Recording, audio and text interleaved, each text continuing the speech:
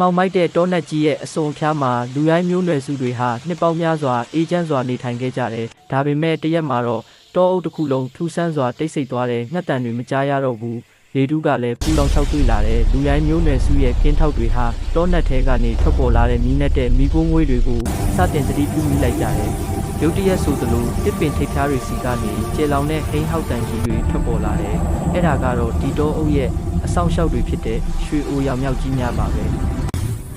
သူတို့ဟာတာမန်ချိန်မှာလူရိုင်းတွေနဲ့မတွေ့အောင်လေးရှိပေမဲ့အခုတော့သူတို့ဟာလူရိုင်းတွေရဲ့ရွာထဲကိုဆင်းလာကြတယ်။မြောက်ကြီးတွေရဲ့ခေါင်းဆောင်အထီးကြီးဟာလူရိုင်းခေါင်းဆောင်ရှေ့မှာရက်ပြီးတောနက်အတွင်းပိုင်းကိုလက်ညှိုးထိုးပြတယ်။သူတို့ရဲ့မျက်လုံးထဲမှာကြောက်ရွံ့မှုထက်သတိပေးမှုကိုတွေ့ရတယ်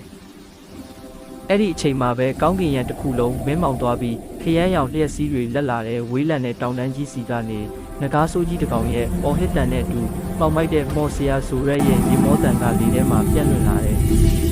ဒီတော့အုပ်ဟာငါရဲ့ကြုံဖြစ်ရမယ်ဆိုတဲ့အတန်ကြီးကလူရိုင်းတွေနဲ့မြောက်ကြီးတွေကိုတုံးလုံးသွားစေတဲ့ရန်သူကိုရင်ဆိုင်ဖို့အတွက်နှစ်ပေါင်းထောင်ချီဖွဲနေခဲ့တဲ့မျိုးနွယ်စုနှစ်ခုဟာပထမဆုံးအကြိမ်လက်ဆွဲနှုတ်ဆက်ဖို့ပြင်ဆင်လိုက်ကြရပါတော့တယ်။